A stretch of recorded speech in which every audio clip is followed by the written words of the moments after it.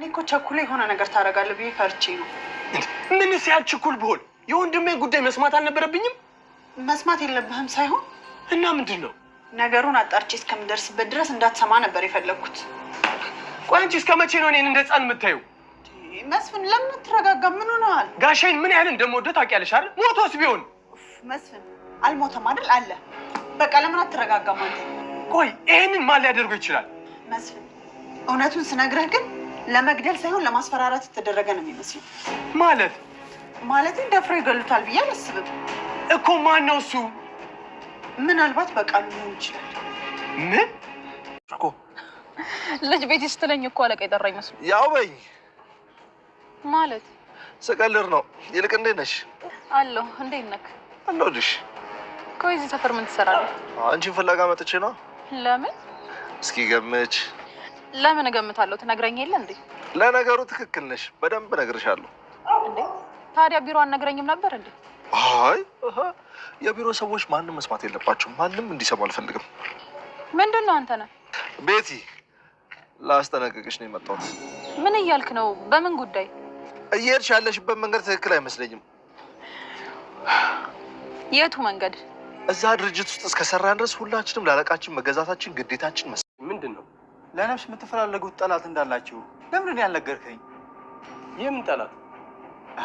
አሁን የምትክደኝ ነው እንዴ? ጋሻዬ ስላልገባኝ ነው። ለምንድን ነው የማታስረዳኝ? አሁንማ ሁሉ ነገር አውቄያለሁ። ያወቅከው ነገር ካለ አስረዳኝ። አንድ ሰውዬ ቤቱን ሊያፈርስ ቤተሰቡን ሊያጠቃ እየዞረ እንደሆነ አውቄያለሁ። ምንድን ነው የምታወራው? ሁሉን ነገር ደርሼበታለሁ እያልኩህ ነው እኮ። ንገረኛ የምትነግረኝ ከሆነ።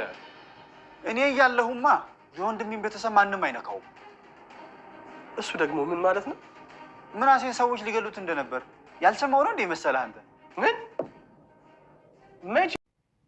የአቶ መስፍን ወንድም ከውጭ ቆይቶ ሲመጣ ወንድሙ ሳሎን ተቀምጦ ነበረ። እናም የት ቆይተ ነው ብሎ ሲጠይቀው ከውጭ እንደቆየና በጣም ደክሞት ነገር ግን ደግሞ ውጭ ቤት ውስጥ መቀመጥ ስለማይፈልግ ብዙ ጊዜ ወደ ውጭ እንደሚወጣ ነገረውና ባለፈው ጠላት እንዳለው ቤተሰቦቹ ጠላት እንዳላቸው ስለሰማ በጣም ተናዶ ነበር እና ለምን እስካሁን ጠላቶችን ሳትነግረኝ እያለ በተደጋጋሚ ተናዶ እየጠየቀው ነበር። የምን ጠላት ነው የምታወራው? እኔ ጠላት የለኝም እያለ መስፍንም ሲመልስለት ነበር። ምክንያቱም አላወቀም።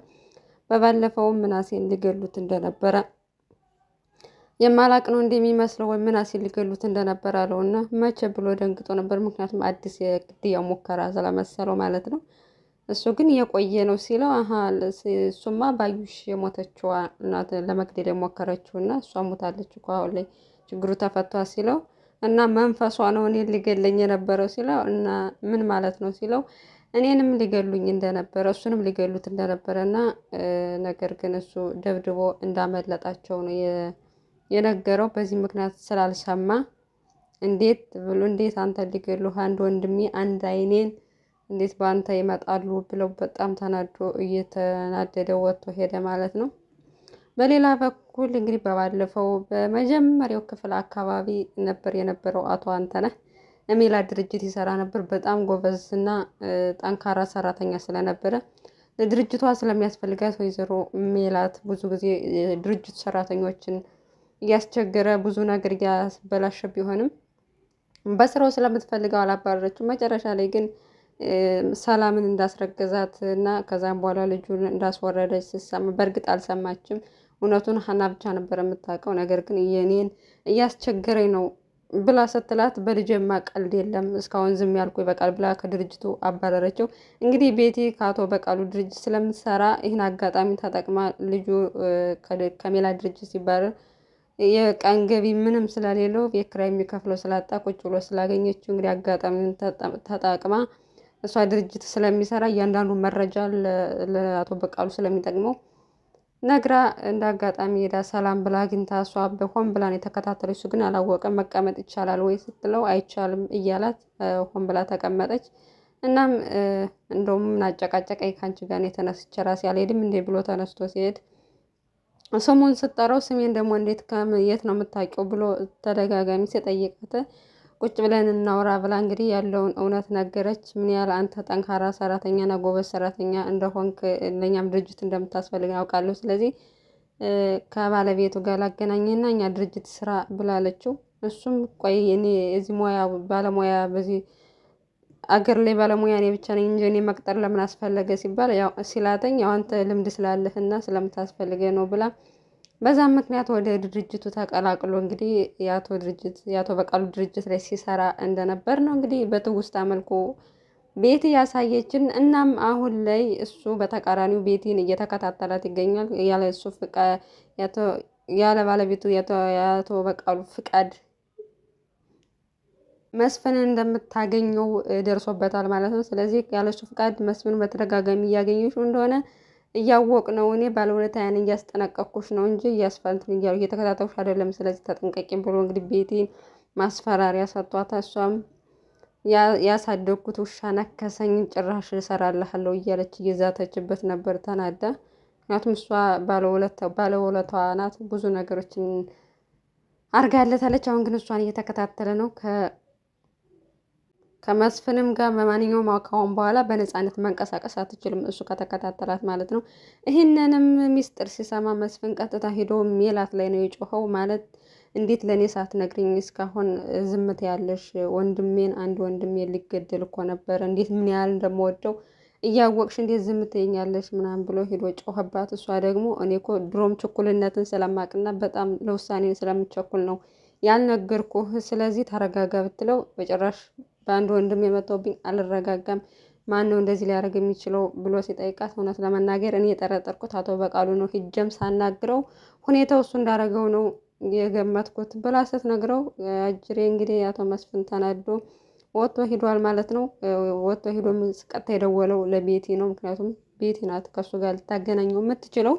እናም በስልክ በአስቸኳይ ላገኝሽ እፈልጋለሁ አላት። እኔ አንተ ማግኘት አልችልም አሁን ላይ ብትለውም እሱ ግን በግዴታ ማግኘት አለብኝ ከአንቺ ጋር ብሎ እናም ለቤቲ መስፍን ወንድሙ ሊገሉት እንደሆነ ነገራት ማለት ነው። ምክንያቱም ከዚህ በፊት እሱን ተከታተይልኝ ብሎ ስለቀጠራት ያውቃል ማለት ነው። እናም ሁሉን ነገር እሷ ታውቃለች፣ በእርግጥ ነግሯታለኝ አቶ በቃሉ መገደል አለበት ብሎ። እሷ ግን አላመነችበትም። አሁን ላይ ግን ስትሰማ በጣም ነው የደነገጠችው። እንዴት ወንድምክን ብላ እሷ ማለት ነው።